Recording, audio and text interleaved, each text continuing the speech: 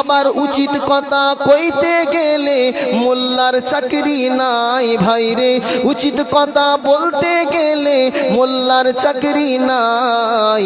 আমাদেরই কপালেতে শান্তি বুঝি নাই ভাইরে, আমাদেরই কপালেতে শান্তি বুঝি নাই। এত দুঃখ রাখবো কোথায়, রাখার জায়গা নাই ভাইরে, এত দুঃখ রাখবো কোথায়, রাখার জায়গা নাই। আমাদেরই কপালেতে শান্তি বুঝি নাই। 5 ওয়াক্ত নামাজ পড়ে দেখাই এমন ভাব, আর হজে যাওয়ার আগে নিজের নামে লাগাই হাজি সাব। চায়ের দোকানে বসে হাজি টেলিভিশন চাই ভাইরে, চায়ের দোকানে বসে হাজি টেলিভিশন চাই। হিন্দি গানের তালে তালে পা দুটি নাচাই। আছে না নাই? 5 ওয়াক্ত নামাজি, মুখে এত বড় দাড়ি, মাথা নামাজটা শেষ করে টুপি মাথায়, আপনার পকেটে নিয়ে চায়ের দোকানে বসে সিনেমা দেখে এমন আল্লাহওয়ালা সমাজে আছে না নাই? আমি কি খুব ভুল বলে ফেলছি? এই তো আমার সমাজের বাস্তবতা। নামাজ ছেড়ে মসজিদ থেকে বার হয়ে আছে না নেই? এত বড় দাড়ি। আচ্ছা, দাড়িতে ফারিস্তা থাকে, হাদিস শুনেছেন তো? কথা বলছেন না কেন? যাদের মুখে দাড়ি থাকে ওই দাড়িতে আল্লাহর রহমতের ফারিস্তা থাকে। একবার জোরে বলুন সুবহানাল্লাহ। তো সব সময় যদি আপনি বিড়ি খান তো ফারিস্তা থাকবে? কথা বলছেন না কেন? আমাদের এলাকার এক প্রবীণ আলেম উনি বলতেন, যারা সমাজে বিড়ি খায় তাদের 3টে উপকার আছে। বলবো? বিড়ি খোঁজ যারা, তারা খুব আনন্দ করছে, যা হুজুর একটা পেয়েছি মাশাআল্লাহ, আজকে আমাদের পক্ষে একটু কথা বলবে।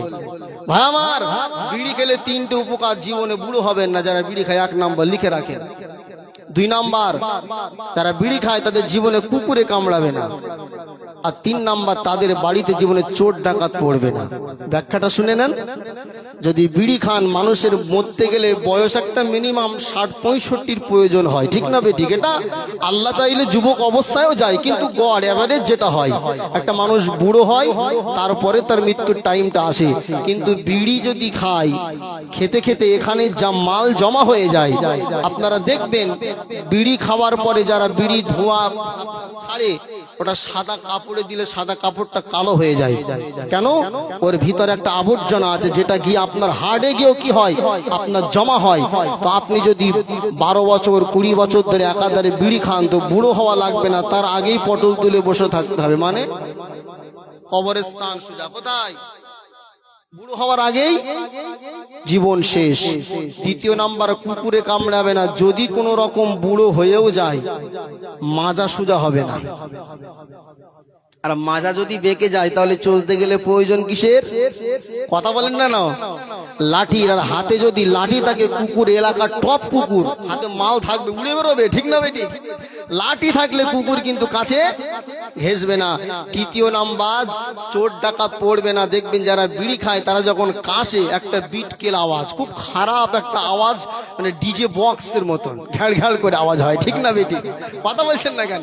তো ওইভাবে যদি রাত মানে 10টা 11টার সময় 12টার সময় চোর গিয়েছে ডাকাতি করতে, ডাকাত গিয়েছে ডাকাতি করতে, এখন সে ঘুমের ভিতরে কেসেছে, ডিজে বক্স বেজে উঠেছে, ও মনে করছে বাড়িওয়ালা হয়তো জেগে আছে, ও জীবনে আর ধরা পড়ে মরবো, চল চুরি করতে যাব না। তাহলে 3টে লাভ আছে বাপ। ব্যাপারটা কি সত্যি সত্যি লাভ নাকি? সকাল থেকে কালকের থেকে যারা 1 বান্ডেল খেতেন 3 বান্ডেল করে শুরু করবেন। অনেক বাবাজি আছে সকালবেলা উঠে, আমরা কি করি যারা নামাজি, সকালবেলা উঠে তড়ি ঘড়ি কলের দিকে দৌড়ায়। অনেক মানুষ দেখবেন ঘুমের থেকে বালিশের নিচে হাত, কোথায় কে কি জিনিস, ও যদি না টানে নাকি বাথরুম ক্লিয়ার হয় না। আছে না নেই? সত্যি কথা বলছি। বলে বিড়ি না খেলে, না টান দিলে নাকি ওদের বাথরুম ক্লিয়ার হয় না। আচ্ছা বলেন, যারা বিড়ি খায় না তাদের কি সত্যি সমস্যা আছে নাকি? এটা অভ্যাসে পরিণত বদ অভ্যাস। তো আমি যেটা বলছিলাম যে অনেক নামাজি আছে, মুসল্লি আছে, পরেশগার আছে, তারা নামাজি বলে দাবি করে, আল্লাহর ঘর থেকে নামাজ পড়ে মসজিদ থেকে বার হয়, আর পকেট থেকে বিড়ির বান্ডেলটা খুলে বিড়ি খেতে খেতে বার হয়, ধোঁয়া ছাড়ে। মনে রাখবেন, এই রকম নামাজির নামাজ কোনো উপকারে ভাই আমার, আমি যেটা বলছিলাম, তাহলে আজকে আমাদের সমাজের এত নোংরামি ঢুকে গেছে কিসের কারণে? আসলে মসজিদগুলো যারা পরিচালনা করছে তারা ভালো নয়, ঠিক না বেঠিক জোরে বলেন? ইমামকে যদি বলা হতো হুজুর আপনি হক কথা চালিয়ে যান, কার গায়ে লাগলো, কে কষ্ট পেল সেটা দেখার দরকার নেই, কথা হবে লিল্লাহিয়াত, আল্লাহর জন্য। আমার আল্লাহ যদি খুশি হয়ে যায়, কোন গ্রামবাসীর প্রতি, কোন মহল্লাবাসীর প্রতি আমার আল্লাহ যদি খুশি হয়, ওই গ্রামের প্রতি অটোমেটিক আমার আল্লাহর রহমত বর্ষণ হয়। একবার জোরে বলেন সুবহানাল্লাহ। যেখানে আল্লাহর কোরআন চলতে দেওয়া হয় না, আল্লাহর সঠিক কথাগুলো বলতে দেওয়া হয় না, ওই গ্রামে যতই আপনি ওয়াজ নসিহত করান, খোতাম পড়ান, আপনি কোরআন পড়ান, আল্লাহ যদি আপনার গ্রামবাসীর উপরে নারাজ থাকে, কোন হুজুর কি সেটা আর কিছু করতে পারে? কথা বলছেন না কেন? সর্বপ্রথম আপনার আমার গ্রামের আমার মেন কেন্দ্রস্থল হচ্ছে আল্লাহর ঘর, মসজিদ, ঠিক না বেটি জোরে বলুন? মসজিদ থেকে ইসলাম পরিচালনা হবে। আমার নবী মসজিদুন নববী মেম্বার শরীফে বসে গোটা রাষ্ট্র পরিচালনা করেছে। ইমামের দায়িত্ব হচ্ছে আল্লাহর ঘর মেম্বারে বসে গোটা গ্রামবাসীকে পরিচালনা করা।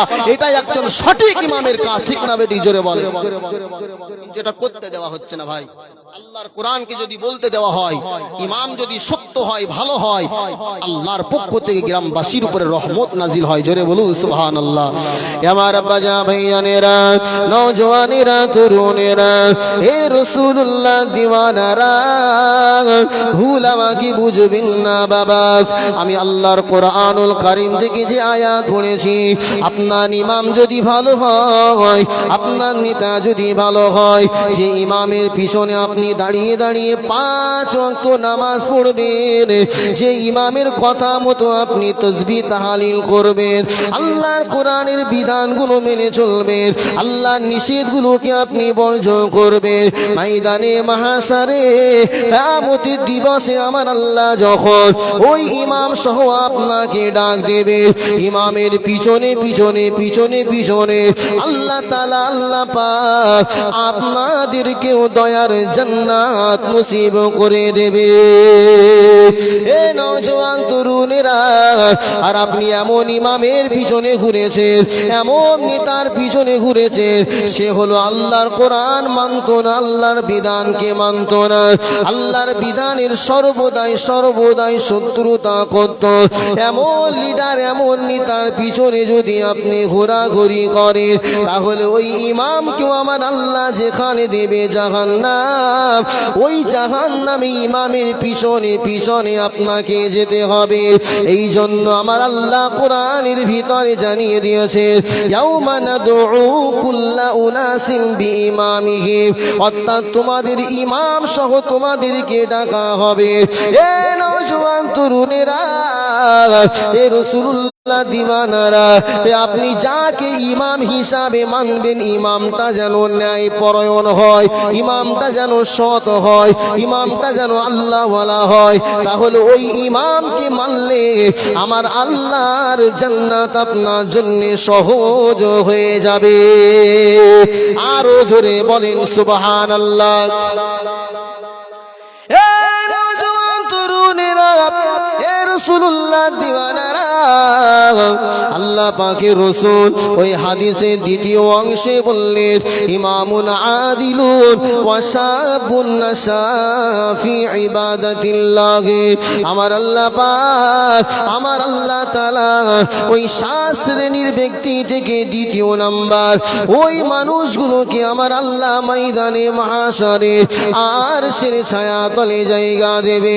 আল্লাহ নবী বললেন, ওয়া শাবুন নাশা ফি ইবাদাতিল্লাহ, ওই যুবককে আমার আল্লাহ পাক ময়দানে মাহশারে কিয়ামতের দিবসে আল্লাহ পাক আরশের ছায়া তলে স্থান করে দেবেন, জায়গা দিয়ে দেবেন। আল্লাহ পাক রব্বুল আলামিন হাবিব বললেন, যে ইবাদতের ভিতর দিয়ে তার জীবনটাকে অতিবাহিত করেছে, ওই যুবককে আমার আল্লাহ আরশের ছায়া তলে জায়গা দেবে। এ নওজোয়ান তরুণেরা, আমার আল্লাহ পাকের হাবিব এখানে শাবুন নাসা, আল্লাহ পাক বান্দা মানুষের ভিতর থেকে যুবক শ্রেণীকে আমার রাসূলুল্লাহ বেছে নিয়েছে। ওই যুবককে আমার আল্লাহ তাআলা জায়গা করে দেবে যে যুবকটা ইবাদতের ভিতর দিয়ে আপনার জীবন কাটিয়েছে। অর্থাৎ যুবকের ইবাদত আমার আল্লাহর বড় পছন্দনীয়। জোরে বলেন সুবহানাল্লাহ, আর জোরে বলেন সুবহানাল্লাহ। কেননা যুবক যেটা চায় সেটাই করতে পারে।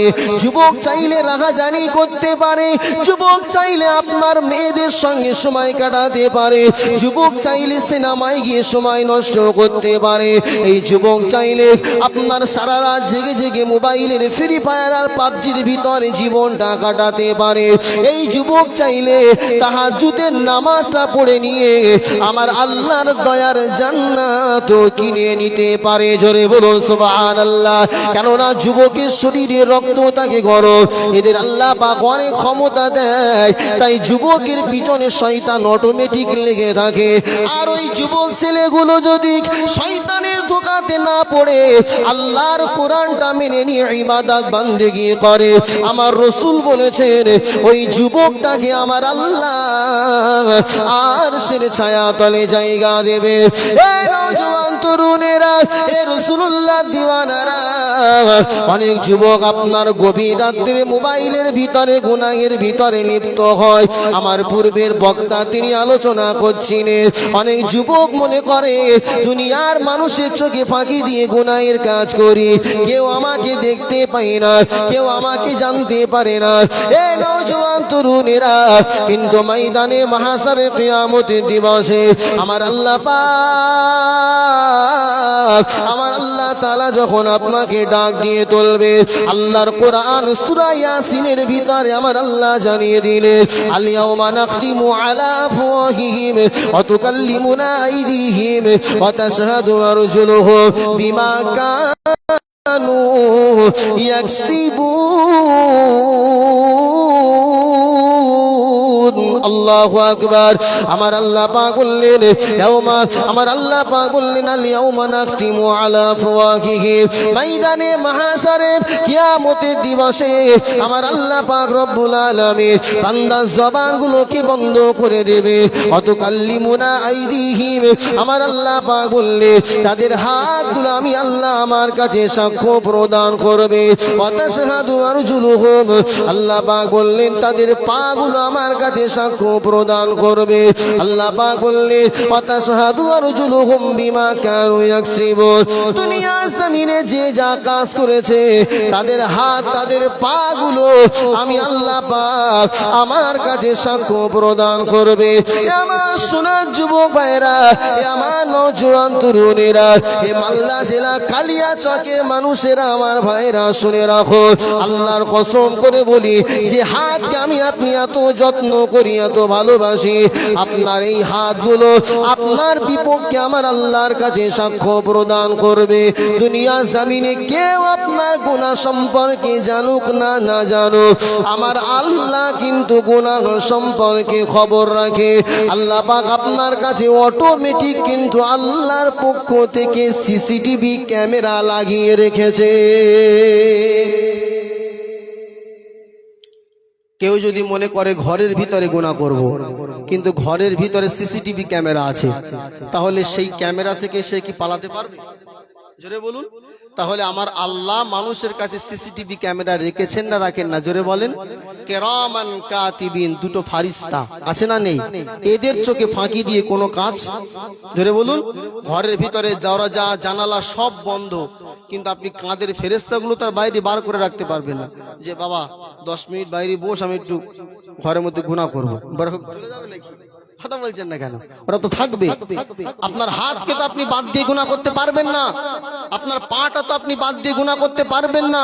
যে জায়গাটাই দাঁড়িয়ে গুনাহ করবেন, আল্লাহ বলছেন ইয়াউমা তুহাদ্দিসু আখবারহা, এই জমিন সেদিন আপনার বিরুদ্ধে সাক্ষী দেবে, জমিন আপনার বিরুদ্ধে কথা বলবে। কোথায় যাবেন বাবাজি আমার, ভাই আমার, দোস্ত আমার, আমি তো আপনাদেরকে বলতে চাই, যদি আপনার জীবনটা, আমার যুবক ভাইদের জীবনটা যদি আল্লাহর কোরআনের ভিতর দিয়ে কাটে, তাহলে আমার আল্লাহ পাক রব্বুল আলামিন প্রত্যেককে আরশের ছায়া তলে ওই যুবকদেরকে যুবকদেরকে আমার আল্লাহ পাক জায়গা করে দেবেন। একবার জোরে বলুন সুবহানাল্লাহ, আরো জোরে বলুন সুবহানাল্লাহ। যুবক হতে হবে।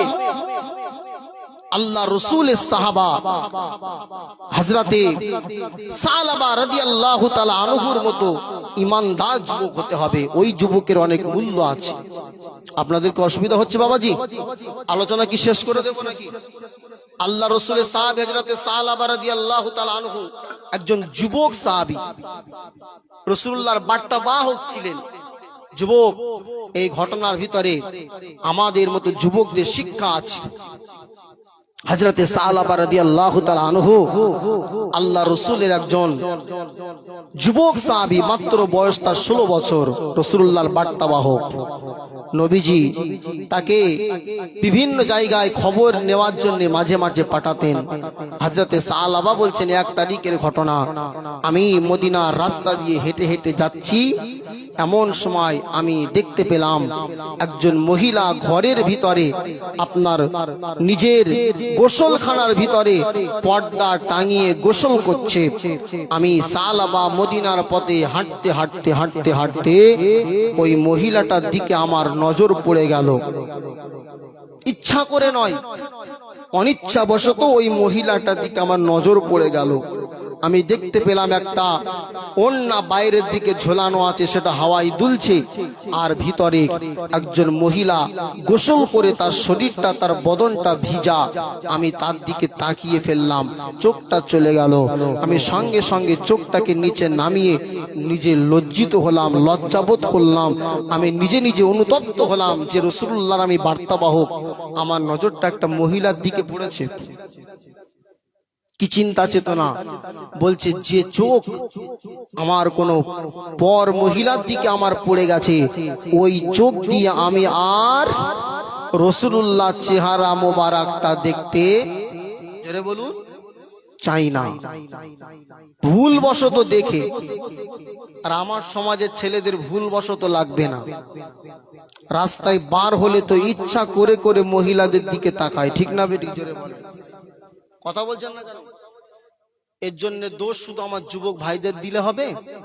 আমার মায়েদেরকেও কি করতে হবে? জোরে বলুন। পর্দার ভিতরে থাকতে হবে না, হবে না? জোরে বলুন। এই আলোচনা আমি করবো ইনশাআল্লাহ। আজকে আমাদের সমাজে এগুলো ওয়াজ দরকার আছে। আমি রাসূলুল্লাহর এই সাহাবীর ঘটনাটা বলে নিয়ে আমি বাস্তবতা সম্পর্কে আলোচনা, শিক্ষাটা আলোচনা করব। আল্লাহ রসুলের সাহাবী হযরতে সালাবা রাদিয়াল্লাহু তাআলা আনহু হুজুর আমার অনুতপ্ত হয়ে তিনি চিন্তা করলেন, যে চোখ দিয়ে আমি কোন পর মহিলার দিকে তাকিয়ে ফেলেছি, এই চোখটা আমি আর রাসূলুল্লাহর সম্মুখে নিয়ে যেতে চাই না। হযরতে সালাবা মদিনার একেবারে বর্ডারের কাছে একটা পাহাড়ের গুহার ভিতরে গিয়ে হযরতে সালাবা রাদিয়াল্লাহু তাআলা আনহু হুজুর আমার শুধু রোনাজারি করে, শুধু কান্নাকাটি করে, এত কান্না কাঁদে হযরতে সালাবার কেঁদে কেঁদে শরীরটা একেবারে খারাপ হয়ে যায়। এদিকে হযরতে সালাবাকে আমার নবী আর দেখতে পাই না। এ আমার সাহাবারা, ও আমার সাহাবারা, আমার ওই যুবক সাহাবী সালাবা কোথায় বাবা? আমার সালাবাকে কেন দেখি না? আমার সালাবাকে কেন দেখতে পাই না? আল্লাহ রাসূলের সাহাবারা বলে, ইয়া রাসূলুল্লাহ বলতে পারবো না। আপনার সাহাবী সালাবা কোথায় আছে জানি না, বলতে পারবো না। আল্লাহ নবী হযরতে আবু বকরকে ডাক দিলেন, হযরতে ওমরকে ডাক দিলেন, ও বাবা আবু বকর, ও বাবা উমর, আমি কিছু কথা শুনতে চাই না। আমার সালাবা যেখানেই থাকুক না কেন, আমি রাসূলুল্লাহ আমার দরবারে হাজির করো। হযরতে আবু বকর, হযরতে ওমর তারা হযরতে সালাবার খোঁজে মদিনার রাস্তাতে বার হয়ে গেলেন, কিন্তু সালাবার খুঁজে পাওয়া যায় না। 1 তারিখের ঘটনা, হযরতে হযরতে আবু বকর হযরতে ওমর ওই মদিনার একেবারে বর্ডারের কাছে যেখানে হযরতে সালাবা ছিলেন ওই পাহাড়ের কাছে কিছু রাখালের সঙ্গে তাদের দেখা হয়ে যায়। ও রাখালেরা, তোমরা কি আল্লাহ নবীর সাহাবী সালাবার খবরটা বলতে পারো? ওই সময়তে রাখালেরা বলেছিল, আমরা তো সালাবা বলে কাউকে চিনি না, তবে আমরা একটা যুবককে দেখেছি প্রত্যেক দিন পাহাড়ের গুহা থেকে নিচে নেমে এসে কান্নাকাটি করে, রোনাজারি করে, এত কান্না কাঁদে। সালাবার কান্না দেখে আমরাও চোখের পানি ধরতে পারি না, ধরে রাখতে পারি না। এ রাসূলুল্লাহ সাহাবারা, আমরা তো সালাবা বলে তার নাম কি আমরা জানি না, তবে আমরা তাকে একটু পেয়ালায় করে যখন দুধ পান করতে দিই, দুধটা সে পান করে, তার চোখের পানি ওই পেয়ালায় দুধের ভিতরে চলে যায়। এ রাসূলুল্লাহ সাহাবারা, কিন্তু তার নাম কি বলতে পারবো না, এটাই হলো তার পরিচয়। আল্লাহ রাসূলের সাহাবী হযরতে আবু বকর হযরতে ওমর বুঝে নিলেন ওটাই হচ্ছে রাসূলুল্লাহর সাহাবী হযরতে সালাবা। এ নওজোয়ান তরুণেরা, এ রাসূলুল্লাহ দিওয়ানারা হযরতে সালাবার অপেক্ষা নিচে করতে লাগলেন। সালাবা যখন পাহাড়ের গুহা থেকে নিচে নেমে আসে, আল্লাহ নবী সাহাবী হযরতে আবু বকর হযরতে ওমর দিকে চিনতে পেরে গেলেন। এ বাবা সালাবা, তোমার এমন অবস্থা কেন হলো, তোমার হালাত এমন কেন হলো? আর দেরি করলে চলবে না বাবা, চলো চলো, কেননা রাসূলুল্লাহ তোমাকে তলব করেছে, রাসূলুল্লাহ তোমাকে ডাক দিয়েছে। আল্লাহ রাসূলের সাহাবী হযরতে সালাবা বলেছিলেন, ও ভাই আবু বকর, ও ভাই ওমর, আল্লাহ পাক কি আমার মুনাফিকির ব্যাপারে কোরআনে কোনো আলোচনা করেছেন? কোরআনের কোন আয়াত কি আমার আল্লাহ নাজিল করেছে? হযরতে আবু বকর বলেছিলেন, হযরতে ওমর বলেছিলেন, ও ভাই সালাবা, এমন কোন ঘটনা কোনো ঘটে নাই, চলো চলো, আল্লাহ নবী তোমাকে ডেকেছে। হযরতে সালাবা যেতে নারাজ, কিন্তু নবীজি ডেকেছে এটা শুনে তিনি আর থাকতে পারলেন না। হযরতে সালাবা আল্লাহ রাসূলের কাছে চলে গেলেন।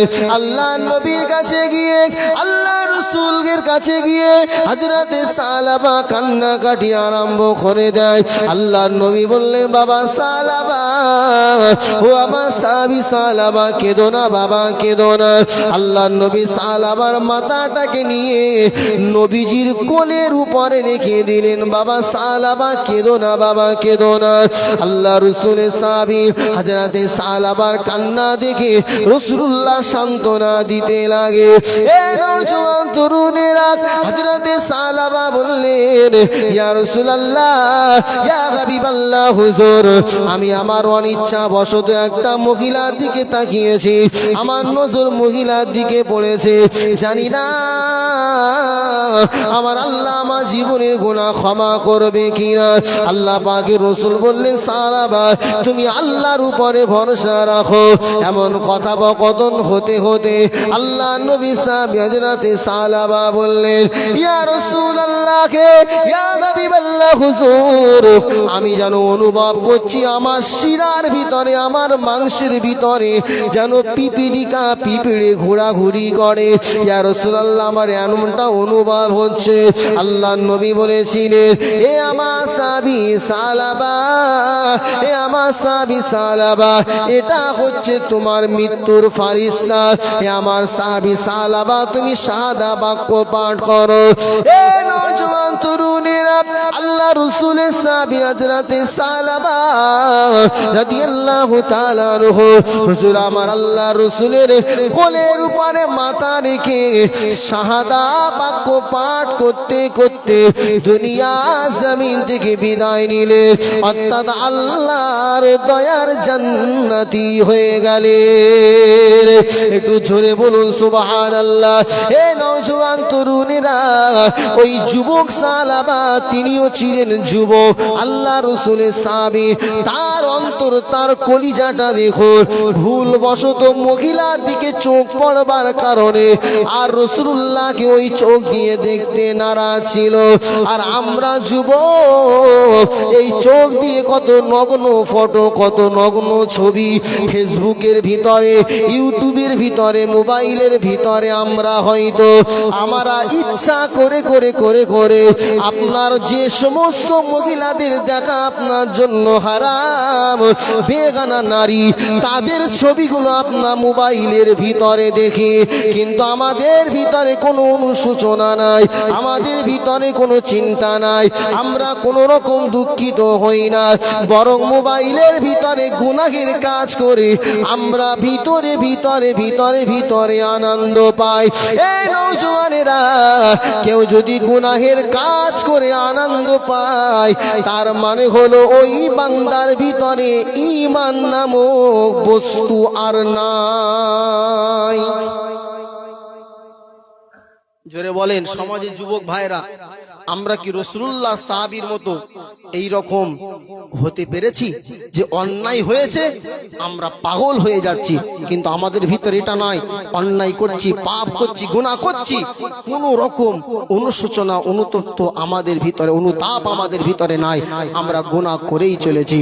আল্লাহ আমাদেরকে এই সমস্ত গুনাহ খাতা থেকে হিফাজত করেন, সকলে বলি আল্লাহুম্মা আমিন। একটু জোরে বলুন না আল্লাহুম্মা আমিন। একটু মহাব্বত করে একটু দুরূদ শরীফ পড়তে থাকেন। আল্লাহুম্মা সাল্লি আলা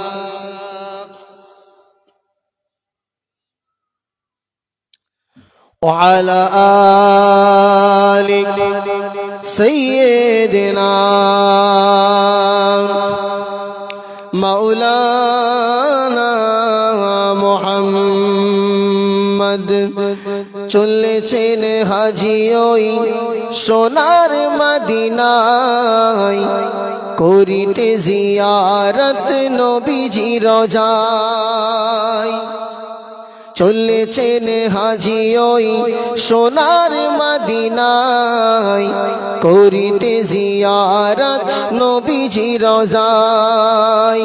তাওয়াফ করিতে কাবা ঘরে, তাওয়াফ করিতে কাবা ঘরে, জিয়ারত করিতে নবীজির মাজারে। মিটাবো মনের জ্বালা নয়ন ভরে, মিটাবো মনের জ্বালা নয়ন ভরে। চলেছেন হাজি ওই সোনার মদিনায়, করিতে জিয়ারত নবীজি রোজায়। হাজারে আসওয়াদ পাথরে গিয়ে দেব মুখে চুমা, করিব পান জমজমের পানি, মুখে দিয়ে মিঠা খুরমা। সকালটা হবে গিয়ে সেদিন কাবায়, সকালটা হবে গিয়ে সেদিন কাবায়, সন্ধ্যা হবে নবীজির মাজারে। মিটাবো মনের জ্বালা নয়ন ভরে, মিটাবো মনের জ্বালা নয়ন ভরে। চলেছেন হাজি ওই সোনার মদিনায়, করিতে জিয়ারত নবীজি রোজায়। যে দেশের কথা শুনিলে কানে, চোখে কেন আসে পানি, খেলিত শিশু বেলায় ধুলা বালি। হাসান আর হোসেন জানি আসিত যে তাই ছুটে হযরত আলী, আসিত যে তাই ছুটে হযরত আলী। কোলে তুলে নিয়ে যেত আপন ঘরে, মিটাবো মনের জ্বালা নয়ন ভরে, মিটাবো মনের জ্বালা নয়ন ভরে। চলেছেন হাজি ওই সোনার মদিনায়, করিতে জিয়ারত নবীজি রওজায়। যে দেশে আছে জান্নাতুল বাকি, আছে জান্নাতুল মুআল্লা, সে দেশের বাদশাহী করিতেন যিনি, তিনি যে সবার কামলিওয়ালা। মায়া ভরা নবীজি মধুমাখা নাম, মায়া ভরা নবীজি মধুমাখা নাম। আজও বসে কেঁদে যাই সকলের তরে, মিটাবো মনের জ্বালা নয়ন ভরে, মিটাবো মনের জ্বালা নয়ন ভরে। চলেছেন হাজি ওই সোনার মদিনায়, করিতে জিয়ারত নবীজি রওজায়। তাওয়াফ করিতে কাবা ঘরে, তাওয়াফ করিতে কাবা ঘরে, জিয়ারত করিতে নবীজির মাজারে। মিটাবো মনের জ্বালা নয়ন ভরে। আল্লাহুম্মা সাল্লি আলা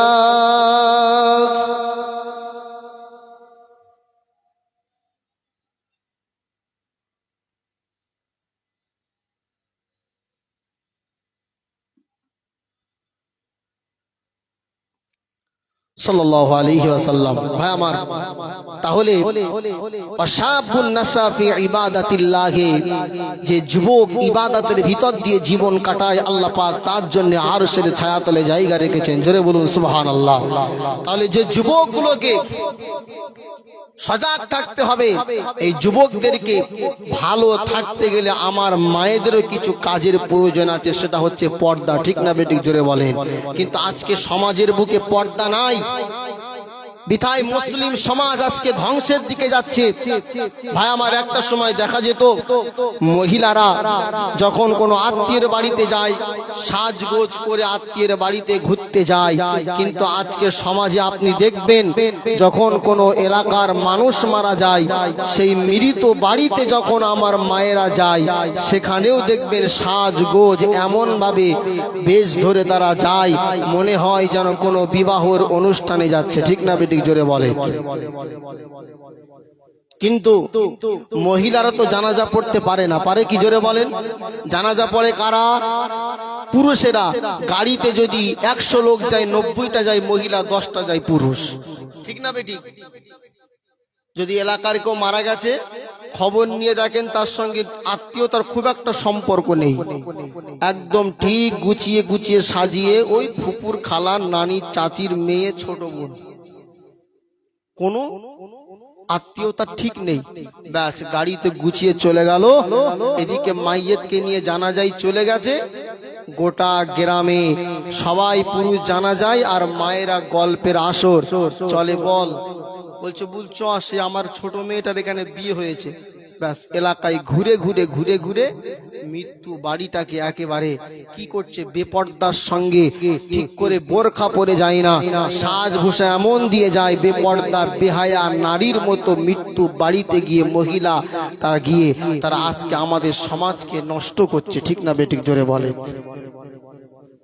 ভাই আমার, অবশ্যই যদি আপনার কাছের কেউ হয় আপনি যেতে পারবেন, কিন্তু আপনি যে সাজভূষা নিয়ে মৃত্যু বাড়িতে যাচ্ছেন, এটা আপনার যদি পর্দা না থাকে, আমার আল্লাহ পাক কোরআনের ভিতরে পর্দার যে বিধান দিয়েছে সে বিধান তো আপনি লঙ্ঘন করে ফেললেন। আল্লাহ পাক কোরআনের ভিতরে বললেন, অকরনা ফি বুয়ুতিকুন্না ওয়ালা তাবাররুজনা তাবাররুজাল জাহিলিয়াতিল উলা ওয়া আকিমনাস সালাতা ওয়া আতিনাজ যাকাতা। আমার আল্লাহ পাক বললেন, ওয়া আতিইনাল্লাহা ওয়া রাসূলা। আল্লাহ পাক কোরআনের ভিতরে বললেন, ও নবী পত্নীগণ, ও নবীর স্ত্রীরা, আমি আল্লাহ জানিয়ে দিলাম, তোমরা আইয়ামে জাহিলিয়াতের যুগের মহিলাদের মতো বেপর্দা সহকারে তোমরা রাস্তাঘাটে ঘোরাঘুরি করবে না। অর্থাৎ আমার আল্লাহ মহিলাদেরকে পর্দার ভিতরে থাকবার বিধান দিয়েছে। কিন্তু আজকে আমার সমাজের মায়েরা তারা পর্দাকে তারা জর্দা মনে করেছে, পর্দার বিধান তারা মানতে চায় না। এ নওজওয়ানেরা, তরুণেরা, আমি যে কথা বলছিলাম, পর্দাটা শুধু শরীরের ইজ্জত আবরু ঢেকে করলে হবে না, আপনার মহিলাদের কণ্ঠটাও হলো পুরুষদের জন্য পর্দা, ঠিক না বেঠিক? জোরে বলো।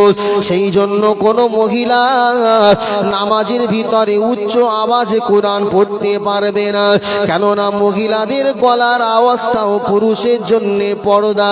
কিন্তু এই সমাজের মহিলারা তারা গলার আওয়াজটা গিয়ে শোনায় কোথায়?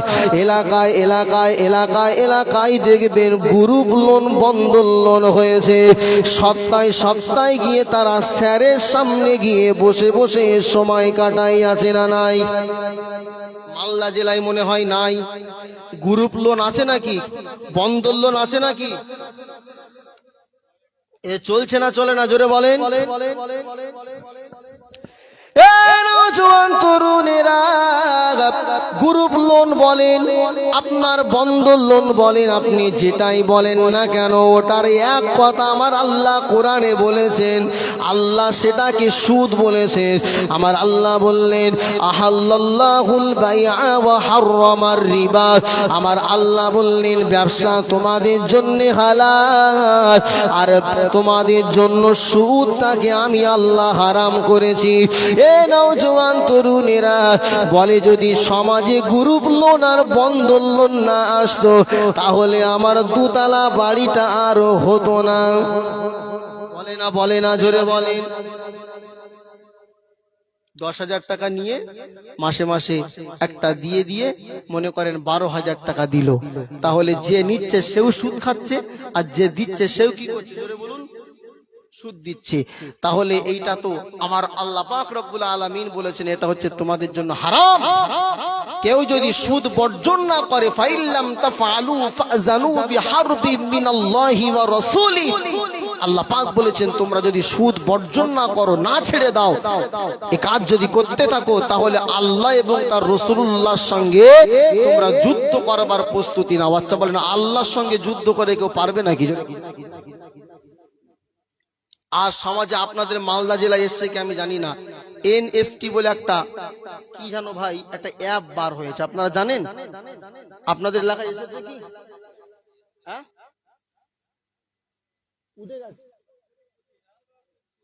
এটাও তো একদম জুয়ার ভিতরে, একদম প্রকাশ্য, এটা হারাম।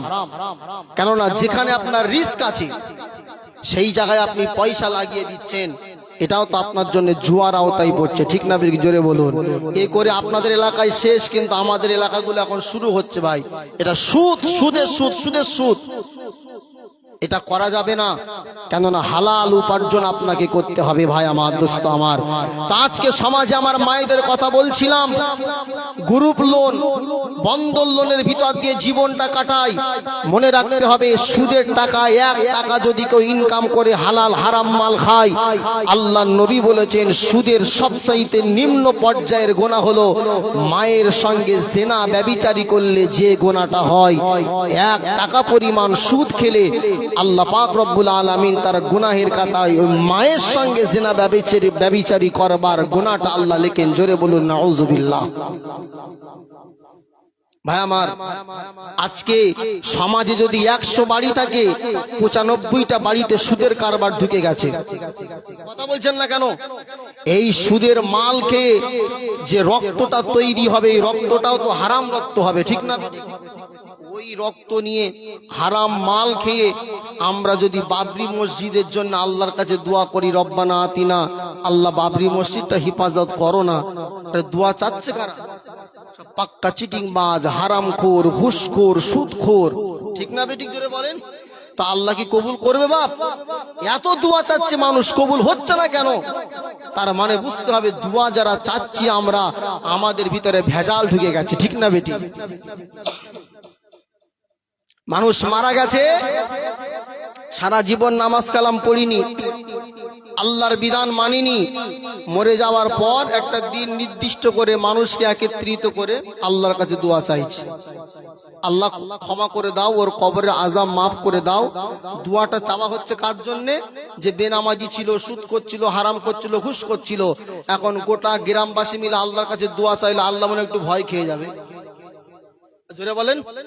তাহলে আল্লাহ পাক রব্বুল আলামিনের কাছে আপনি দোয়া চাচ্ছেন যার জন্য, তার তো কর্মজীবনে ঠিক ছিল না, ঠিক না বেঠিক? আপনি দেখেছেন সে হারাম খেয়েছে, বেনামাজি অবস্থায় ছিল, তার জন্য আপনি দোয়া চাইলে দোয়াটা কি আমার আল্লাহ কবুল করবেন? কথা বলছেন না কেন? সুপারিশ এহসান তার প্রতি তো করা যায়। ক্লাসে দুটো ছেলে, একটা ছেলে 100 দিনের ভিতরে 99 দিন হাজির থাকে, আর একটা ছেলে 100 দিনের ভিতরে মাত্র 10 দিন হাজির থাকে। পরীক্ষার সময় দেখা যাচ্ছে 1 নম্বরের জন্য দুটো ছেলেই ফেল করছে। বলেন মাস্টার কার প্রতি এহসান করবে? কেন? মাস্টার দেখবে ছেলেটা পড়াশোনায় ভালো না হলেও এর 99 দিন কি আছে, ক্লাসে উপস্থিতি আছে, অ্যাটেন্ড আছে, সেই জন্য তার প্রতি মাস্টার এহসান করবে, ঠিক না বেঠিক? আর এ যদিও ভালো ছাত্র কিন্তু 90 দিন কামাই, বলবে কি 1 বছর আরো ক্লাসে রেখে দাও, ঠিক না বেঠিক? জোরে বলেন। তো ভাই আমার, আপনি নামাজ পড়েছেন, হয়তো আপনার নামাজ কিরাতটা সহি হয়নি, হয়তো আপনার নামাজের ভিতরে ভুল ত্রুটি হয়েছে, কিন্তু 40 বছর আপনি মসজিদে গিয়ে সময় দিয়েছেন, শীতের রাত্রিতে সবাই ঘুমের সাগরে পাড়ি দিয়েছে, আপনি শীত উপেক্ষা করে ঠান্ডা পানি দ্বারা ওযু করে আল্লাহর ঘরে কাঁপতে কাঁপতে মসজিদে গিয়েছেন। আমার আল্লাহর কি মায়া আপনার প্রতি হবে না? আমার আল্লাহর কি দয়া আপনার প্রতি হবে না?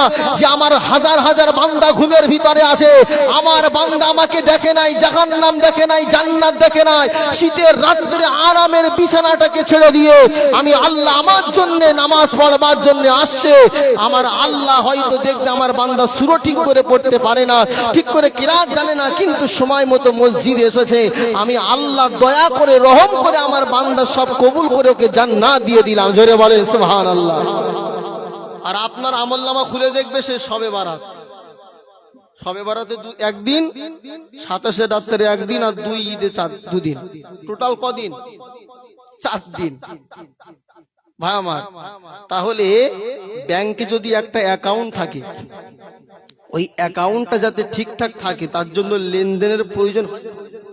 কথা বলছেন না? আপনি যদি টাকা ফেলেন, তোলেন, তাহলে আপনার ব্যাংকে একটা কি হবে, ভালো পজিশন থাকবে, ঠিক না বেঠিক?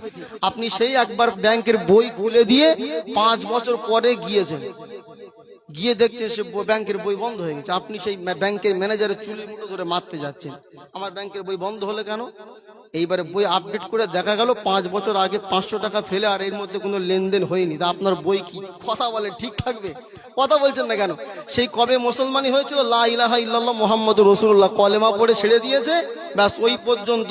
পুরো দিন আপডেট করে দেখা যাচ্ছে কোনো নামাজ নেই, কোনো রোজা নেই, কিচ্ছু নেই।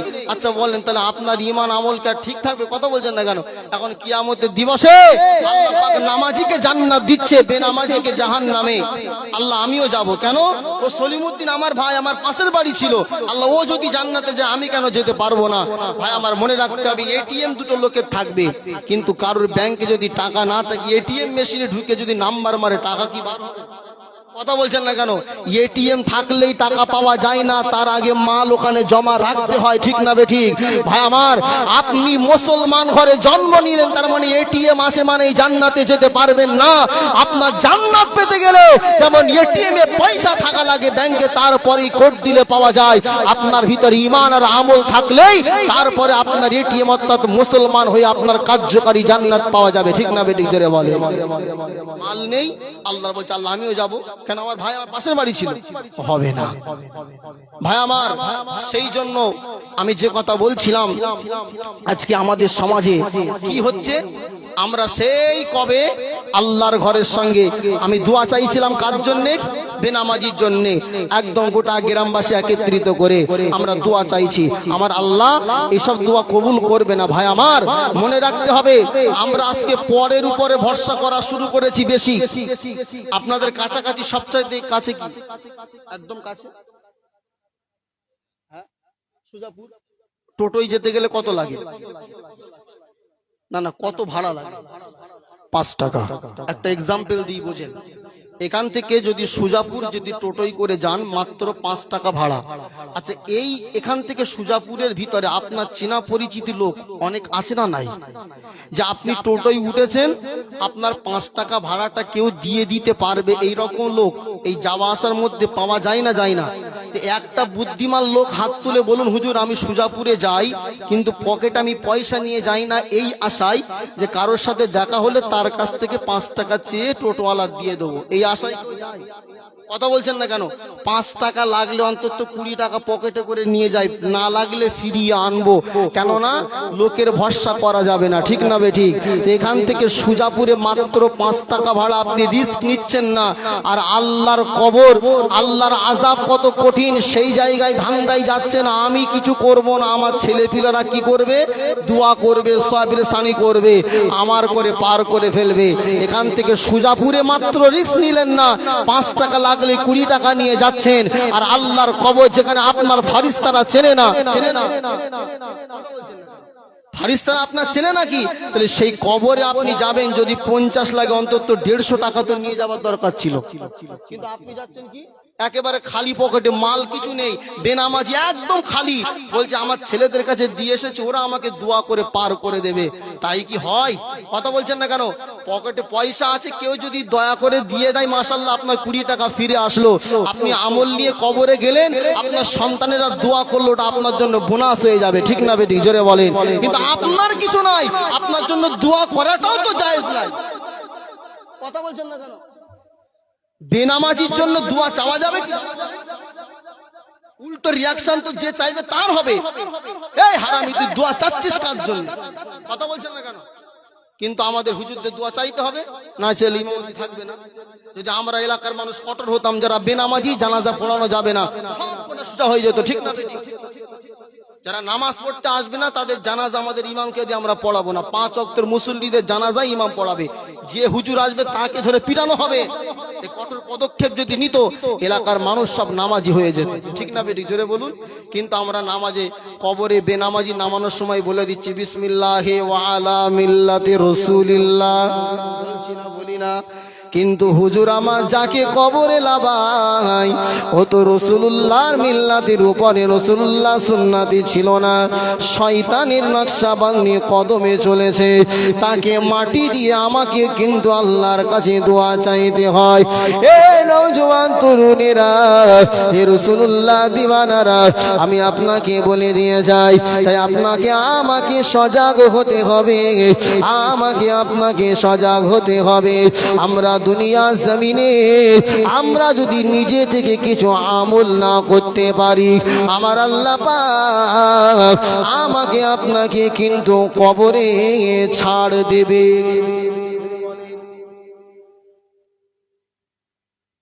মরণের পরে দোয়া হয় 3 দিন 4 দিন পরে, ঠিক না বে ঠিক? মনে করেন দোয়া সবরেসানি হয়, কিন্তু কবরে লাশ রাখার পরে যখন ফেরেশতা আসে তখন কে সাহায্য করবে? কথা বলছেন না কেন? মান রব্বুকা মা দীনুকা ওমান, জোরে বলেন, নবিউকা। এটা তো প্রশ্ন হবে আপনার কবরের ভিতরে। এই প্রশ্ন হওয়ার আগে আল্লাহর পক্ষ থেকে আরেকটা প্রশ্ন হবে, সেটা মৌখিক নয়, বলে দেবো। আমার আব্বাজা ভাইজানেরা, কবরের ভিতরে আমরা পড়েছি হাদিসে, মানুষকে কবরে রাখা যখনই হয়, দুনিয়ার সময় যদিও রাত 12টা হয়, 1টা হয়, 2টো হয়, কিন্তু কবরের সময়টা হয় আসরের সময়। এ নওজওয়ানেরা, কবরের ভিতরে কোন আল্লাহওয়ালা যখন কবরের ভিতরে যায়, যখন ফারিস্তা তার কাছে এসে বলে মান রব্বুকা মা দীনুকা ওয়া মান নবিয়ুকা, ওই ঈমানওয়ালা ঈমানদার চোখটা খুলে দেখে আসরের ওয়াক্ত সময় শেষ, অর্থাৎ নামাজ কাজা হওয়ার উপক্রম। ওই সময় আল্লাহর বান্দা বলে, ও আল্লাহর ফারিস্তারা, তোমার সঙ্গে কথোপকথন প্রশ্ন উত্তর পরে হবে। আমাকে আগে নামাজ পড়বার জন্য একটু পানির ব্যবস্থা করে দাও। জোরে বলেন সুবহানাল্লাহ। আল্লাহর ফারিস্তা বলবে, ও আল্লাহর বান্দা, এটা তো আলামে দুনিয়া নয়, এটা হলো আলামে বারজাকের প্রথম মঞ্জিল কবর। আর আলামে বারজাকে কোনো ইবাদত বান্দেগি লাগে না। অর্থাৎ আল্লাহর বান্দা বুঝে নেবে তখন আমি কবরে আছি, নামাজ লাগবে না। আমার আল্লাহ বলে বুঝে নেবে যে আমার বান্দা কতটা নামাজি, কেননা সে নামাজ পড়বার জন্য উতালা হয়ে গেছে। সে এক ওয়াক্ত নামাজ কাজা করতে চায় না, কিন্তু দুনিয়া জমিনে যারা বেনামাজি, যাদের নামাজ কাজা করা অভ্যাস রয়েছে, কত আসর চলে গেল, কত মাগরিব চলে গেল, কোনো ভুরুক্ষেপ যারা করে না, তারা যখন ফারিস্তা বলবে মান রব্বুকা মা দীনুকা ওয়া মান নাবিয়ুকা, তারা একটাই জবাব দেবে লা আদরি, আমি কিছু জানি না। আমার আল্লাহ বুঝে নেবেন, ফারিস্তাও জেনে যাবে আমার বান্দা দুনিয়াতে ইমানদার বেনামাজি ছিল না। এ নওজওয়ান তরুণেরা, যে বান্দাটা নামাজ পড়বার জন্য উতালা হয়ে যাবে, আমার আল্লাহর পক্ষ থেকে অটোমেটিক তার উপরে আল্লাহর রহমত বর্ষণ হবে। ফারিস্তাদের প্রশ্ন করার আগেই আল্লাহ তার অটোমেটিক আসমানি সাহায্য তার কাছে পাঠিয়ে দেবেন, সে অটোমেটিক জবাব দিয়ে দেবেন। কিন্তু আপনি নামাজ পড়েননি, রোজা করেননি, হজ করেননি, আপনি আল্লাহর বিধান মানেননি, আপনি তখন কিছুই করবেন না। আল্লাহ বুঝে ফেলবে যে আমার বান্দা আমার নাফরমান ছিল। তো ভাই আমার, তো সেই কবর নামক জায়গাতে আপনি যখন যাবেন, তাহলে আপনার তো দুনিয়া জমিন থেকে কিছু সঞ্চয় করে যাওয়া লাগবে, ঠিক না বেঠিক? সেটা হচ্ছে কি, জোরে বলেন? আপনার ইবাদত, আমার বান্দেগি, আপনার নামাজ, আপনার তাসবিহ, আপনার তাহলিল, আপনার দান, আপনার সাদাকা, আপনার সব কিছু আপনার সাথে যাবে। আর দুনিয়ার জমিন থেকে আপনার সন্তান, আপনার টাকা পয়সা, গাড়ি বাড়ি আপনার সঙ্গে কিছুই যাবে না। আমার নওজওয়ান তরুণেরা, এ রাসূলুল্লাহ দিওয়ানারা, তাই আমার আল্লাহ পাক যতটা সময় আমাকে আপনাকে দিয়েছে, ওই সময়টা আমরা নষ্ট না করে আমরা যদি কাজে লাগাতে পারি, বিশেষ করে যুবক বয়সটা যদি আমরা কাজে লাগাতে পারি, আমার আল্লাহ পাক যুবকের ইবাদতটা বড় পছন্দ করে থাকে। আল্লাহ রাসূল 3 নম্বরে হাদিস শরীফের ভিতরে বললেন, রাজুলুন কলবুহু মুআল্লাকুন ফিল মাসাজিদ। আল্লাহ নবী বললেন, ওই মানুষকে আমার আল্লাহ পাক আরশের ছায়াতলে স্থান দেবেন, জায়গা দেবেন, যার অন্তরটা, যার কলবটা অটোমেটিক মসজিদের সঙ্গে তাআল্লুক রাখে, জুড়ে থাকে। আমার আল্লাহ পাক ওই মানুষটাকে আরশের ছায়াতলে জায়গা দেবেন। রাজুলুন কলবুহু মুআল্লাকুন ফিল মাসাজিদ, যে যুবকের অন্তরটা, কলবটা মসজিদের সঙ্গে জুড়ে থাকে, মসজিদের সঙ্গে সম্পর্ক থাকে, আমার আল্লাহ ওই মানুষটাকে, ওই যুবকটাকে আল্লাহ পাক আরশের ছায়াতলে জায়গা দেবেন। জোরে বলুন সুবহানাল্লাহ। 4 নাম্বার। কিন্তু আজকে আমার সমাজের বাস্তবতা কি, যেটা বলছিলাম, সুদ ঘুষ মসজিদের সঙ্গে নয়, সব হারাম জিনিসের সঙ্গে আমাদের সংযোগ, হারাম জিনিসের সঙ্গে আমাদের সম্পর্ক। তো এই হারাম জিনিসকে, হারাম মালকে আল্লাহর কাছে দোয়া প্রার্থনা করলে আমার আল্লাহ কি দোয়া কবুল করবে? জোরে বলেন। আজকে সমাজের দিকে তাকিয়ে দেখুন, বাবরি মসজিদ মুসলমানদের প্রাণ, সেটাকে কেড়ে নিল। গোটা পৃথিবীর মানুষ দোয়া চেয়েছে, কিন্তু তাও তারা কি করেছে? জোরে বলুন। নিয়েছে। আজকে বাবরি মসজিদ আমাদের কাছ থেকে চলে গেছে। উত্তরপ্রদেশের আমার একটা নতুন মসজিদ, আপনারা যারা খবর দেখেন, সেখানেও একটা মসজিদ কেন্দ্রিক আবার একটা নতুন করে ঝামেলা ফিতনা শুরু করতে চলেছে। আর বিশেষ করে আমাদের ভারতবর্ষের ঐতিহ্য খাজা গরিবে নওয়াজ মাইনুদ্দিন চিশতি আজমিরি সঞ্জরি রহমাতুল্লাহ আলাইহি আজমির শরীফে বারহাক তিনি আল্লাহর ওলি।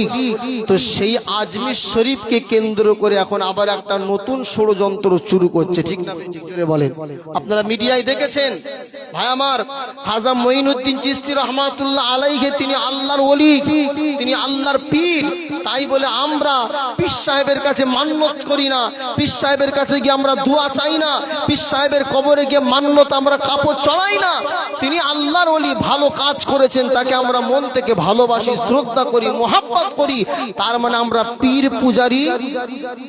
কথা বলছেন না কেন? এই কথা বলছি মানে অনেক হয়তো মনে করেন হুজুর আবার কি ব্যাপার, ওইদিকে গেল কেন?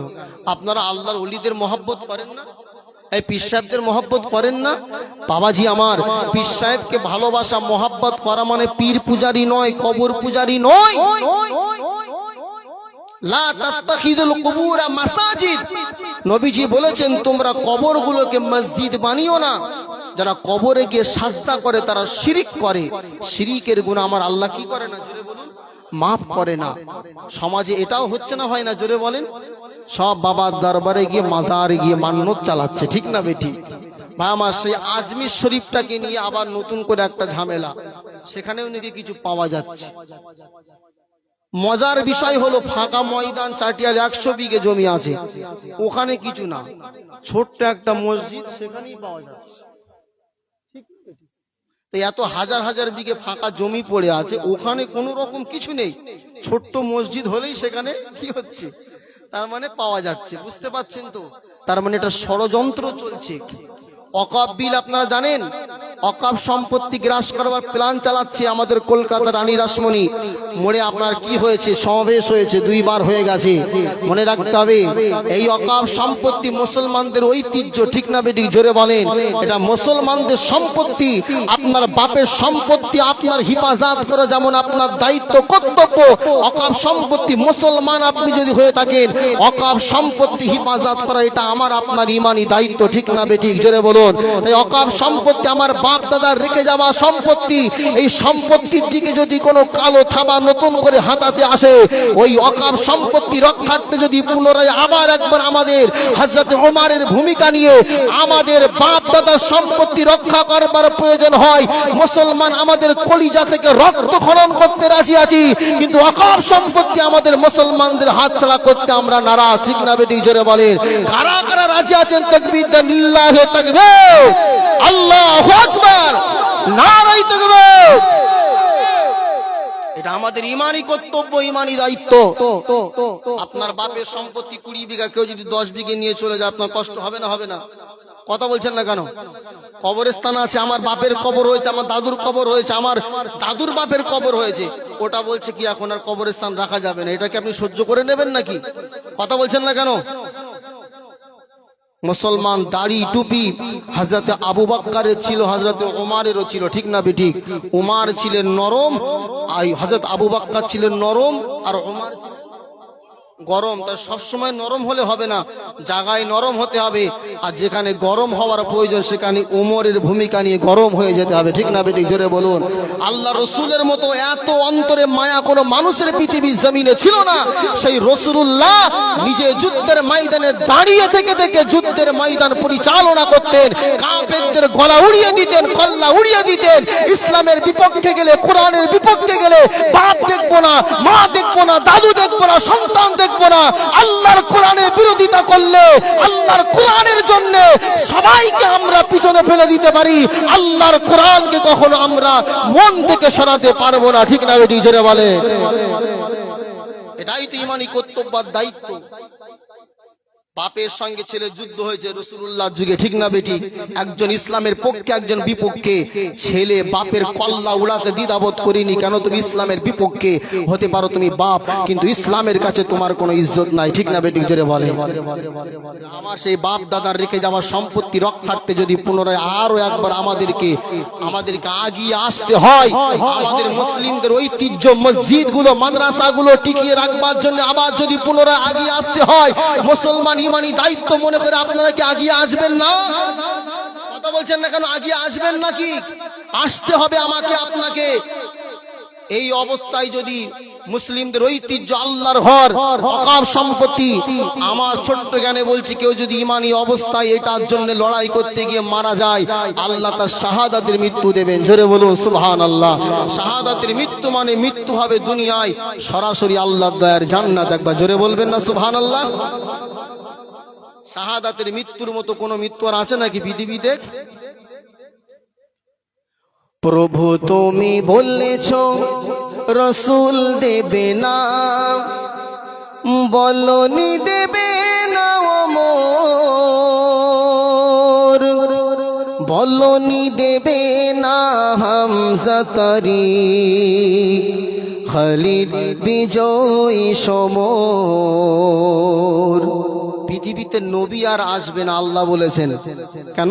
অখাতামান নবিয়্যিন, নবী আর আসবে না। কিন্তু আল্লাহ তো চাইলে উমারের মতন একজন ভালো সৎ লিডার পাঠাতে পারে, ঠিক না বেটি? জোরে বলুন। তাই গজলটা খুব মনোযোগ দিয়ে শুনবেন।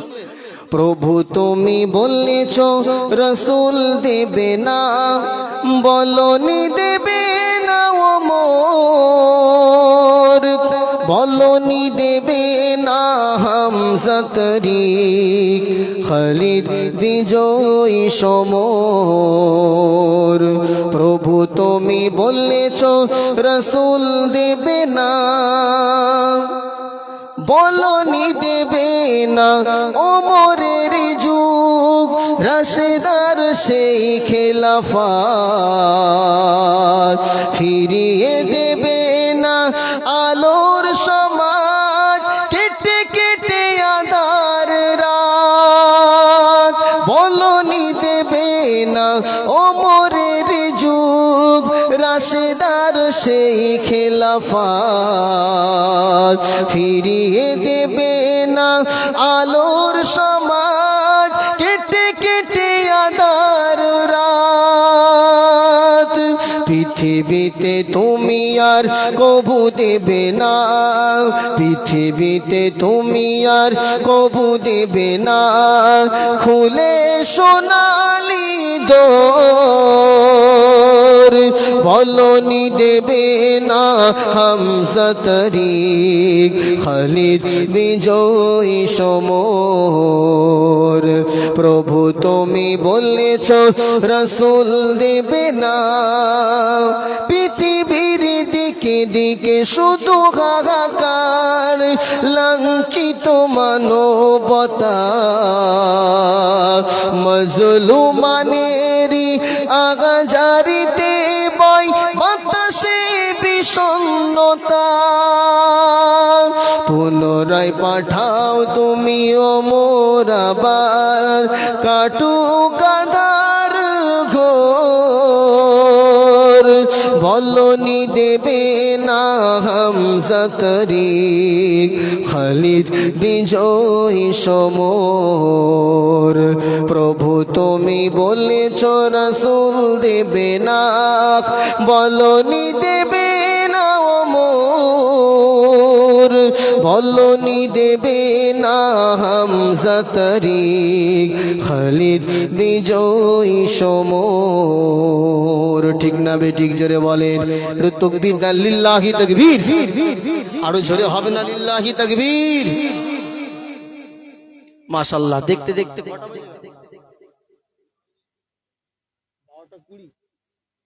তাহলে কি আলোচনা এখানেই শেষ করে দিই নাকি বাবাজি? হ্যাঁ,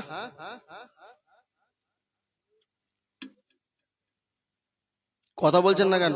শেষ করে দেবো? কিছু কিছু লোক দুই একজন বলছে আর সব এতেকাপে বসে আছে। মানে এতেকাপ মানে বোঝেন তো? রমজান মাসে কথা বলে নাকি এতেকাপে? তো একদম বাড়ির থেকে নিয়ত করে এসছে, একদম হুজুর যতই বলুক আমরা মুখে কথা আর বলবো না, ওই নিয়ত আছে নাকি?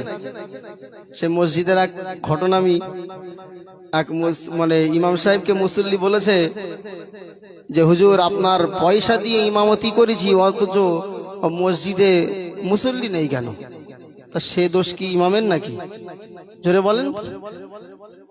বলছে টাকা দিয়ে রেখেছি, আপনার মুসল্লি দরকার। জাহান্নামের ওয়াজ করেছে জুম্মার দিন, বেনামাজির ভয়াবহতা সম্পর্কে আলোচনা করেছে, কোনো রিয়াক্ট নেই, আপনার মুসল্লিও বাড়ে না। কমিটি বলেছে আগামী সপ্তাহে যদি একটা অন্তত না বাড়ে তাহলে আপনার চাকরি থেকে খারিজ করে দেবো। ইমাম সাহেবের তো যা মাইনে, এমনি সমাজের কথা বলছি, নুন আনতে পান্তা ফুরিয়ে যায়, ঠিক না বেঠিক জোরে বলেন? 7,000 8,000, তো ছেলে পিলে পড়াশোনা কি করাবে, নিজের বাইকে তেল ভরবে কি, আর শখ শান্তি মিটাবে কি করে? কথা বলছেন না কেন? তুই চিন্তা করছিস যা টুকটুক করে সংসার চলছে, যদি ইমামতি চলে যায় তো না খেয়ে মরতে হবে। কি করেছে, গ্রামের একদম প্রবীণ খুব গরিব মানুষ অসহায় তার ডেকেছে, বলছে বাবাজি আপনি কি করেন? ভ্যান চালায়। কত কামাই হয় সারাদিনে? বলে 100 টাকা। এক্সাম্পল দেওয়ার জন্য বলছি। বলছে বাপ ভ্যান আর চালাতে হবে না, ছেড়ে দেন, মসজিদে আসেন, 5 ওয়াক্ত নামাজ পড়েন, প্রত্যেক ওয়াক্তের 20 টাকা করে দেবো। কত হয়? একটা মুসল্লি তো বানাতে হবে অন্তত। বলছে তোমার সঙ্গে আমার যে চুক্তি হচ্ছে কিন্তু তোমার আর আমার মধ্যে থাকবে, কমিটি দেখবে যেন একটা নামাজি বেড়েছে। ঠিক আছে, একজন এসছে নামাজ পড়বার জন্য, ফজরের নামাজ, আসসালামু আলাইকুম ওয়া রাহমাতুল্লাহ, সালাম ফিরিয়ে সব বাড়ি গেছে মোনাজাত করে, হুজুর 20 টাকা।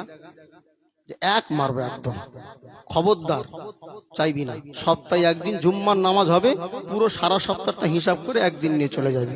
বারবার চাইবি না, তাহলে সবাই জেনে যাবে তোর সঙ্গে আমার চুক্তি হয়েছে। শুক্রবারে সবাই বাড়ি চলে গেছে, ও একদম হুজুরের হাত ধরে, হুজুর আমি 1 সপ্তাহ খুব কষ্ট করে আছি, এবারে আমার পেমেন্টটা করুন। হুজুর মাথায় হাত বোলাচ্ছে যে তুমি তো নামাজ কালাম পড়তে না, গুনাহ করতে, আমার কথা শুনে মসজিদে আসলে, নামাজ পড়লে সব হলো, আবার পয়সা নেবে? তখন বলছে হুজুর আপনি যে চিটিংবাজি করবেন আমি 1 সপ্তাহ আগেই বুঝতে পেরেছিলাম, যে আপনি আমার দিয়ে পড়াবেন অথচ পয়সা দেবেন না। তো আপনি কি একা চালাক? আমিও কম চালাক নয়। বলছে কেন? বলে হুজুর 1 সপ্তাহ যা নামাজ পড়িছি একটা ওযু করিনি, সব বিনা ওযুতে মেরেছি। মানে আপনি দেন আর না দেন আমার কোনো লোকসান নেই, আমি তো ওযু করিনি, আপনি পয়সা দিলেও কি না দিলেও কি, মানে ওর নিয়ত কিন্তু 1 সপ্তাহ আগেই ছিল ওযু করব না। তো কালিয়াচক ব্রহ্মন্তর মানক গ্রামের মানুষরা নিয়ত করে এসেছেন নদিয়া থেকে হুজুর আসবে, এতেকাফের নিয়তে যাচ্ছি, ও যতই চাচাক মুখ আর খুলবো না, এই নিয়ত কি করে বসে? কারা কারা যদি না থাকেন একটু তাকবীর দেন, নারায়ে তাকবীর, আরো জোরে বলেন নারায়ে তাকবীর, নারায়ে তাকবীর। হ্যাঁ মাশাআল্লাহ, 12:30 মোটামুটি আর 5-10 মিনিট চালানো যাবে তো? হ্যাঁ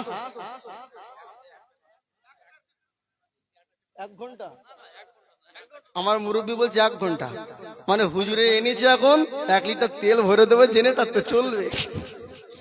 মাশাআল্লাহ, অসুবিধা নেই। আপনারা যদি থাকেন, এর মানুষের কষ্ট দিয়ে ওয়াজ করাটা কি ঠিক হবে? জোরে বলেন। এই ঠান্ডার ভিতরে বসে আছেন, আমি আর বেশি লম্বা চওড়া করতে চাই না, আমি আলোচনা শেষ করব। শেষ করার আগে আপনাকে বলতে চাই, আমরা যারা দোয়া চাইবো আমাদের প্রথমে কি হওয়া লাগবে? জোরে বলুন।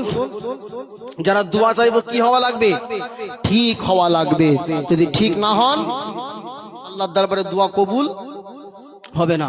সুদ ছাড়তে হবে, জিনা ব্যভিচারী ছাড়তে হবে, সিনেমা ছাড়তে হবে, হারাম ছাড়তে হবে, তাহলে আমার আল্লাহ আপনার প্রতি কি হবে? জোরে বলুন, খুশি হবে। হযরত মূসা আলাইহিস সালাতু ওয়াস সালামের জামানার কথা মনে পড়ে গেল।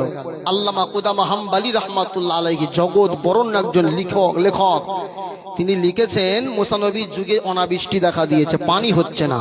মুসা নবী সবাইকে নিয়ে ময়দানে গিয়ে আল্লাহর কাছে দোয়া চাইছে।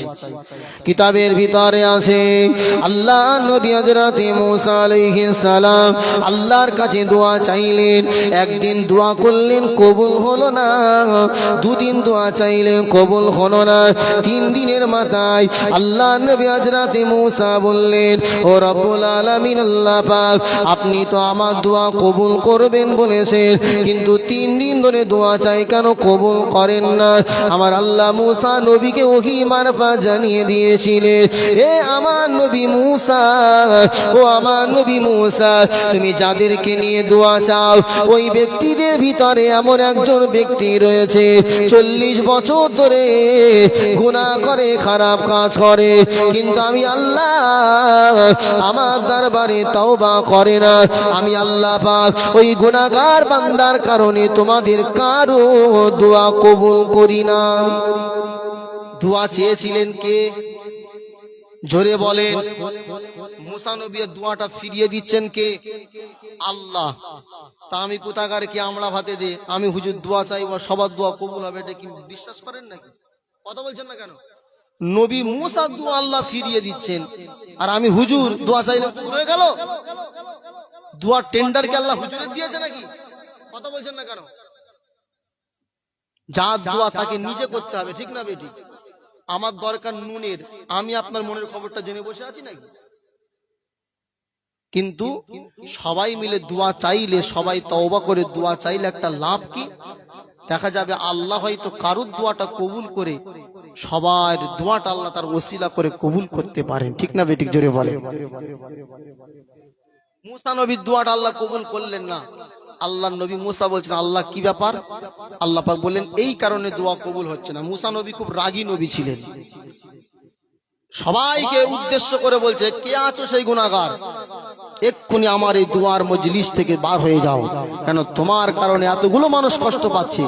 এটা কি মেনে নেওয়া যায়? জোরে বলেন।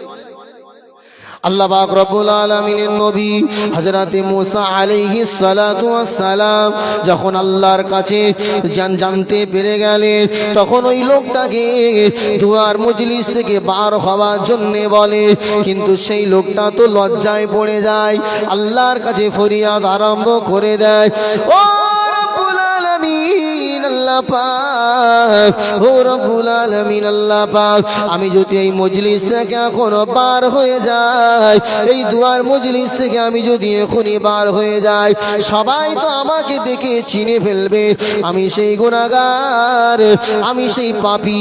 আল্লাহ পাক, আমি সেই গুনাহগার, আমি পাপী।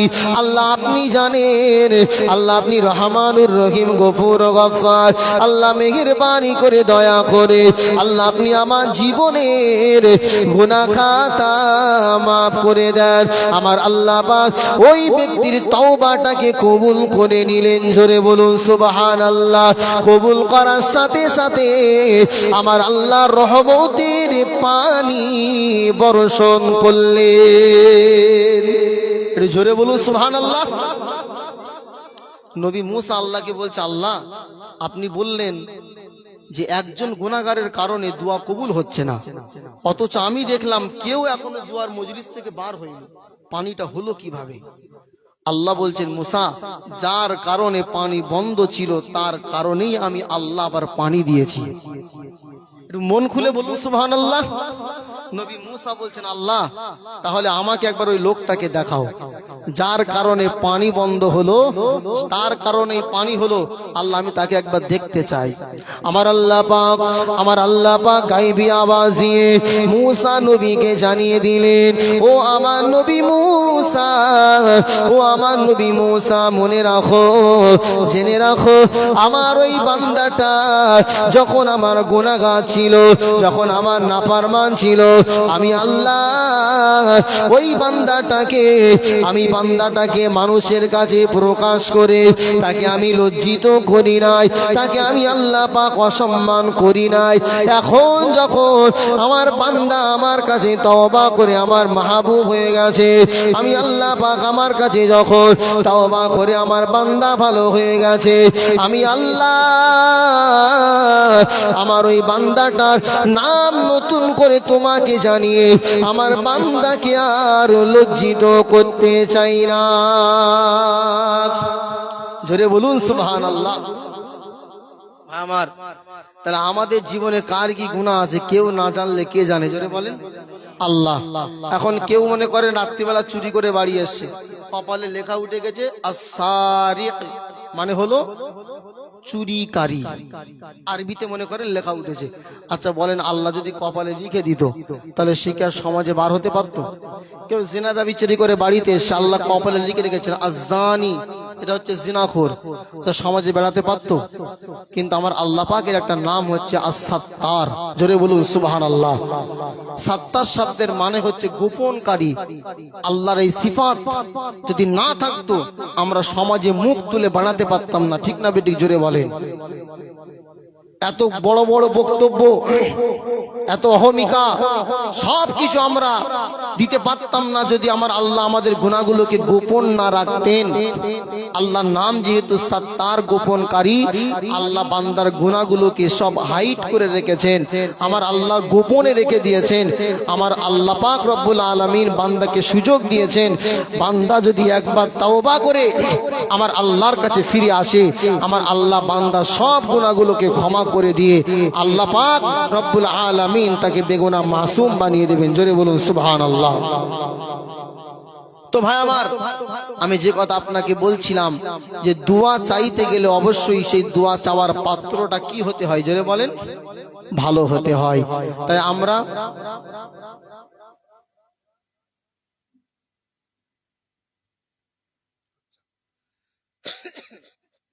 নিজে থেকে প্রত্যেককে ভালো হতে হয়। ভালো হলে আমার আল্লাহ পাক রব্বুল আলামিন দোয়াটাকে কবুল করে নেন। ভাই আমার, তাই আমি প্রত্যেকের কাছে অনুরোধ করে যাব, আমরা কিন্তু যারা আছি হুজুর থেকে শ্রোতা, আমরা কুল্লু বানি আদামা খত্তাউন, নবী বলেছেন সব বানি আদম কম বেশি কোনো না কোনো গুনার মধ্যে আমরা কি হই, জোরে বলুন। আর কেউ যদি বলে আমি একেবারে কোনো গুনাহ করিনি, তাহলে সে ফেরেশতা, ঠিক না বেঠিক? ভুল মানুষেরই হয়, কিন্তু গুনাহগারের ভিতরে ওই ব্যক্তিটা হচ্ছে ভালো আত-তাওয়াবুন, যে আল্লাহর কাছে তাওবা করে ফিরে আসে। একবার জোরে বলুন সুবহানাল্লাহ। আপনার 1 কোটি গুনাহ থাকবে, তাওবা করে ফিরে আসলে আমার আল্লাহ 1 কোটি গুনাহ আপনার মাফ করে দেবেন। জোরে বলবেন না সুবহানাল্লাহ? কেন? আমার আল্লাহর নাম হচ্ছে গফফার, আমার আল্লাহর নাম হচ্ছে গফুর, আমার আল্লাহর নাম রহমান, আমার আল্লাহর নাম হচ্ছে রহিম। একবার জোরে বলুন সুবহানাল্লাহ। তো ভাই আমার, এই আল্লাহ যে আপনাকে ক্ষমা করে দেবেন এর একটা নির্দিষ্ট সময় আছে, সেটা হচ্ছে আপনার মৃত্যুর সময় পর্যন্ত। মৃত্যু শয্যায় শুয়ে যখন মানুষের কষ্ট হয়, গ্যাড়গ্যাড়ানির আওয়াজ চলে আসে, ওই টাইমে যদি কেউ তওবা করে আমার আল্লাহ তওবা আর কি করবে না, জোরে বলুন, কবুল করবে না। তো আপনার সময় থাকতে, শরীরে শক্তি থাকতে আল্লাহর কাছে আপনি ফিরে আসলে শিরিক ব্যতীত যত গুনাহ আছে আমার আল্লাহ সব গুনাহ আপনার মাফ করে দেবেন। জোরে বলুন সুবহানাল্লাহ। তো ভাই আমার, আমি আলোচনা যতটুকুই করেছি, আমি আলোচনার ভিতরে অনেক কিছু বিষয়বস্তু তুলে ধরার চেষ্টা করেছি। কেননা আবার যদি আল্লাহ পাক কোনোদিন আনবে কি আমি জানি না, আমি চেয়েছিলাম যে অন্তত পক্ষে সমাজের বুকে যে কাজগুলো চলছে তার কিছু কিছু কাজ আপনাদেরকে সম্মুখে বাস তুলে ধরে একটু কোরআন হাদিস থেকে আলোচনা করা। আল্লাহ পাক করিয়েছেন, আমি করতে পেরেছি, আল্লাহর দরবারে শুকরিয়া। আমি আলোচনা আর দীর্ঘায়ু করতে চাচ্ছি না, লম্বা করতে চাচ্ছি না। তবে আপনারা তো প্রত্যেকেই জানেন এটা একটা এতিমখানা, তো এই জলসাটা এতিমখানা কেন্দ্রিক হচ্ছে।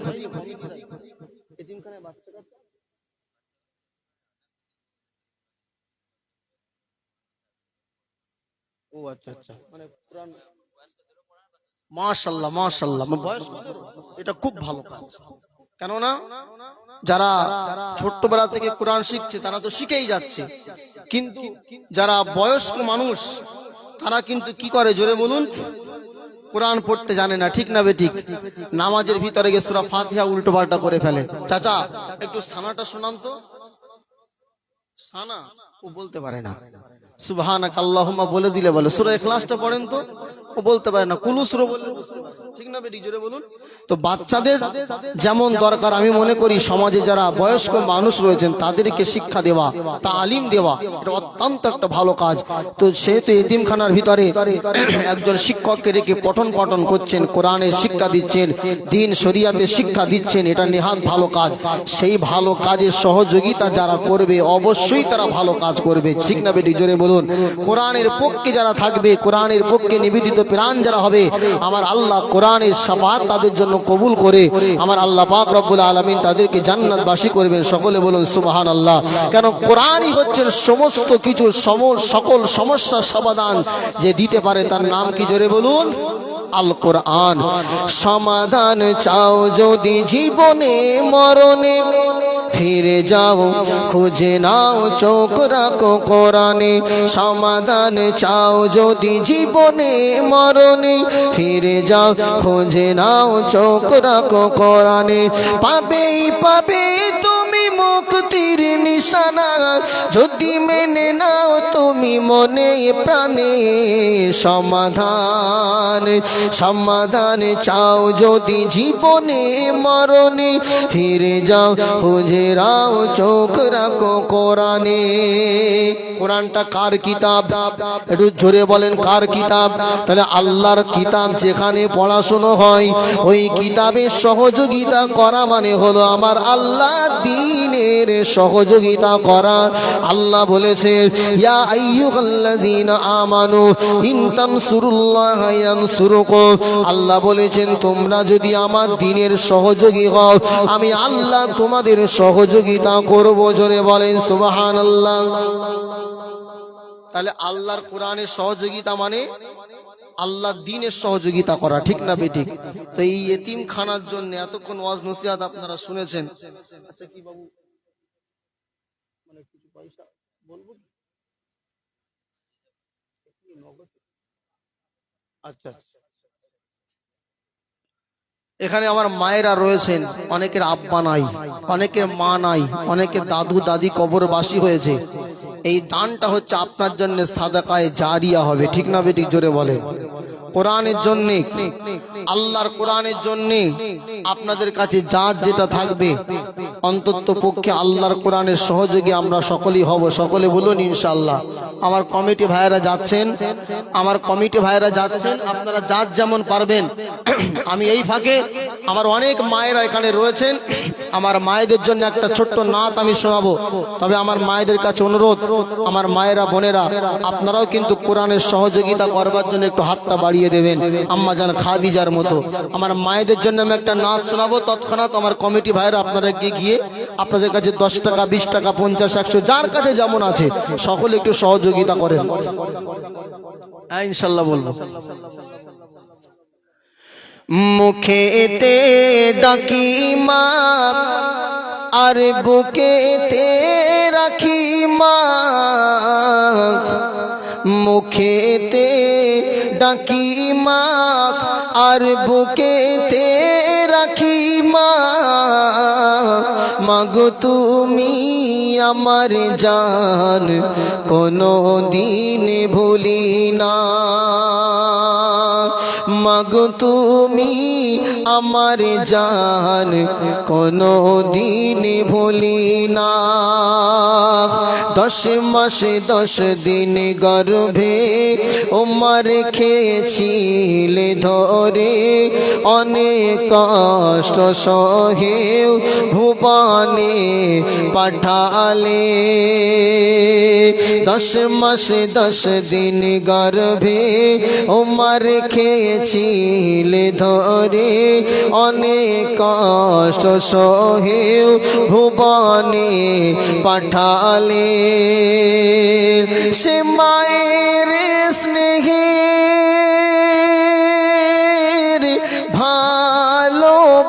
ভালোবাসায়, সে মায়ের স্নেহের ভালোবাসায় পালি তো হলাম খোদারি করুণা, পালি তো হলাম খোদারি করুণা, মাগো তুমি আমার জান কোনো দিন ভুলি না, মাগো তুমি আমার জান কোনো দিন ভুলি না। মুখেতে ডাকি মা আর বুকেতে রাখি মা, মাগো তুমি আমার জান কোনো দিন ভুলি না। যে মায়ের কদম তলায় জান্নাত পাওয়া যায়, সে মায়ের ব্যথা দিলে সব কিছুই তার হয়ে যায়। সে মায়েরা চলে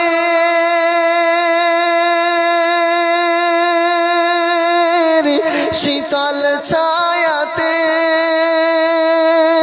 সে মায়েরা চলে শীতল শীতল ছায়াতে পালিত হলাম খোদারি করুণা।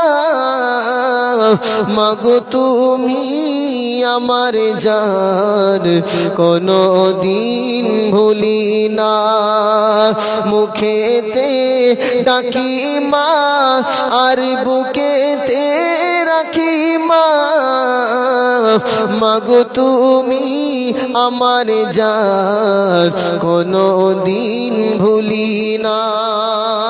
একটু তাকবীর হবে, নারায়ে তাকবীর। মাশাআল্লাহ। আমার কমিটি ভাইরা গিয়েছেন, আমার মায়েরা আপনারা সকলেই সাধ্যমতো আপনারা দিয়েছেন, আলহামদুলিল্লাহ। এখন আমার ভাইরা আছেন, ইনশাআল্লাহ আমি আলোচনা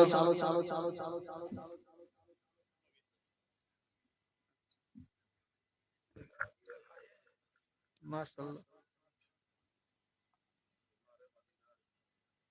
জি যেটা বললাম ওইটা আবার কোনটা বলেন তো? ও আচ্ছা, যেটা বলেছিলাম চলেছেন হাজি ও সোনার মদিনা। জি জি বলবো ইনশাআল্লাহ। ও আচ্ছা, ও মদিনার মাটি রে। আচ্ছা, আমার বাবু বলছেন সারা বছর আপনাদের গ্রামবাসী থেকে গরিব অসহায়দেরকে সহযোগিতা করেন, প্লাস একটা বছরে আপনারা শীত বস্ত্র গরিবদের হাতে তুলে দেন। এটা অবশ্যই খুব ভালো কাজ, কারণ গরিব অসহায় এতিমদের সহযোগিতা করা এটা ভালো কাজ। এবং অসুস্থ ব্যক্তিদেরকে আপনারা কি করেন, ট্রিটমেন্ট দিয়ে থাকেন, ঔষধ কেনার জন্য পয়সা দিয়ে থাকেন, আলহামদুলিল্লাহ। তো মাশাআল্লাহ আমার কমিটির ভাইরা একটু ক্যামেরার সামনে থেকে সরে বসেন। ভাইজান লাইভ চলছে তো, একটু সরে বসেন। আমার কমিটির ভাইরা আমার মায়েদের পক্ষ থেকে অনুরোধ করা হয়েছে যে ও মদিনার মাটির আমি যে প্রথম গজলটা গিয়েছিলাম, আমি গজলটা গাওয়ার জন্য ইনশাল্লাহ আমি গজলটা গাইবো।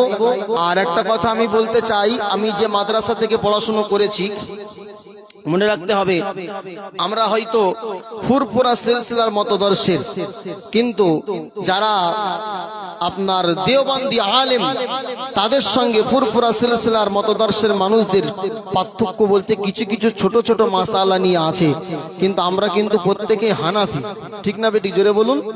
আমরা হানাফি, আমাদের ছোট ছোট মাসালা নিয়ে এখন ঝগড়া করার সময় আর নেই।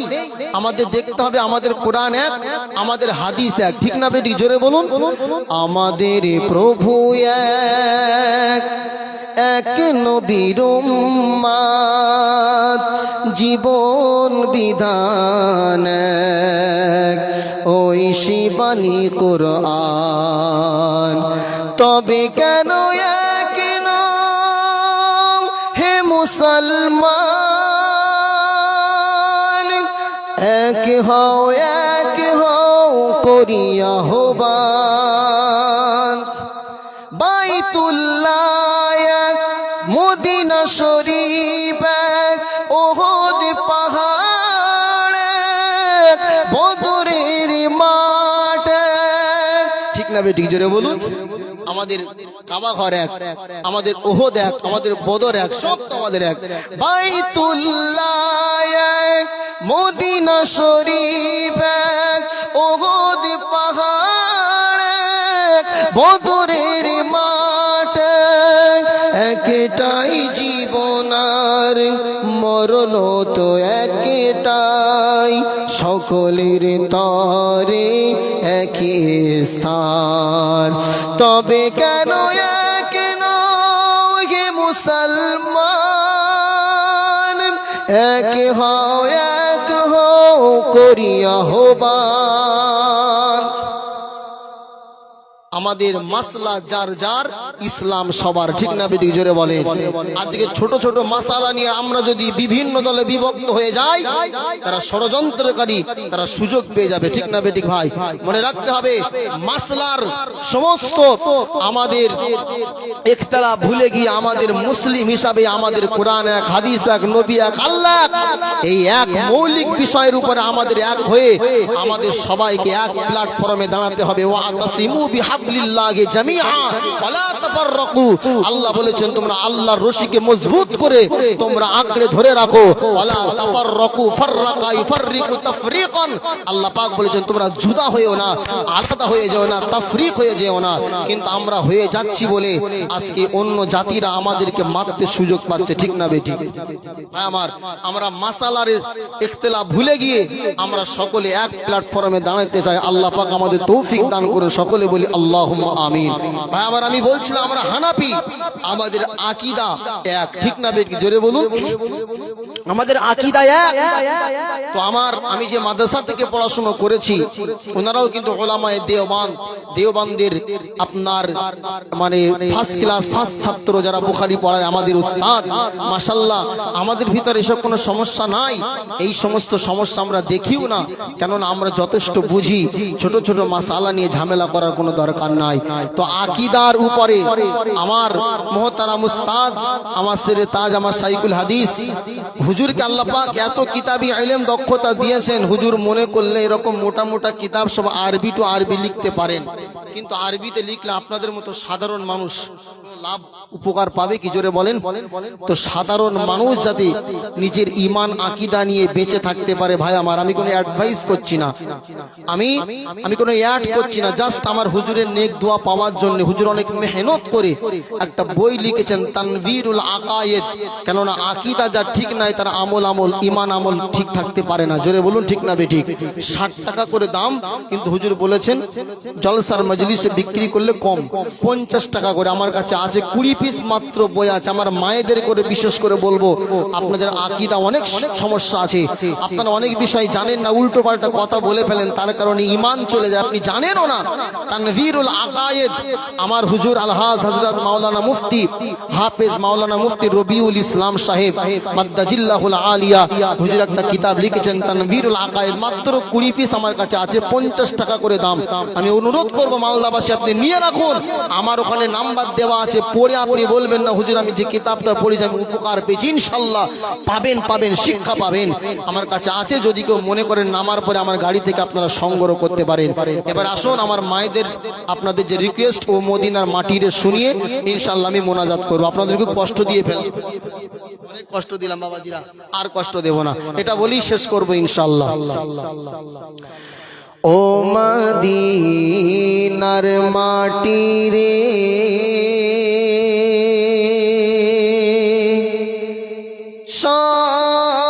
সকল সুখ বুঝি তোর কপালে। ও মদিনার মাটি রে, সকল সুখ বুঝি তোর কপালে।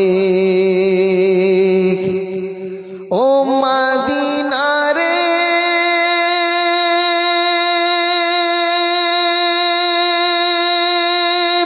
তোর বুকে আমার নবী, যার তরে পাগল সবই, যার তরে হইল সৃষ্টি ত্রিভুবন।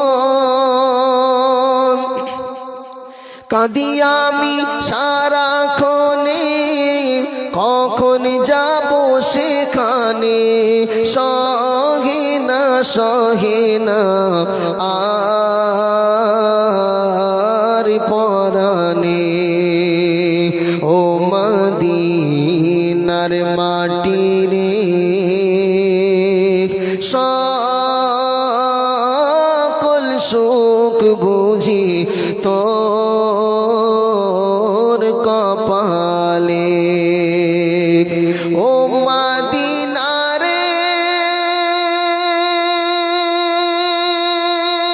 পাখি যদি হতাম আমি, উড়ে উড়ে যেতাম আমি, থাকতো না মনে কোনো যন্ত্রণা। দেহে নেই পাখায় আমার, সাথে নেই টাকায় আমার, দেহে নেই পাখায় আমার, সাথে নেই টাকায় কেমনে কেমনে যাব সেখানে ও মদিনার মাটি রে সকল সুখ বুঝি তোর কপালে। মাশাআল্লাহ, আল্লাহর কাছে শুকরিয়া। আল্লাহ পাক এতক্ষণ বলিয়ে নিলেন, এখন মোনাজাত হবে। আউযু বিল্লাহ বিসমিল্লাহর সঙ্গে সূরা ফাতিহা শরীফ 3 বার পড়েন, সূরাতুল ইখলাস 3 বার পড়েন, 11 বার দরুদ শরীফ পড়েন। আমরা সকলেই আখেরি মোনাজাত করি বাড়িতে।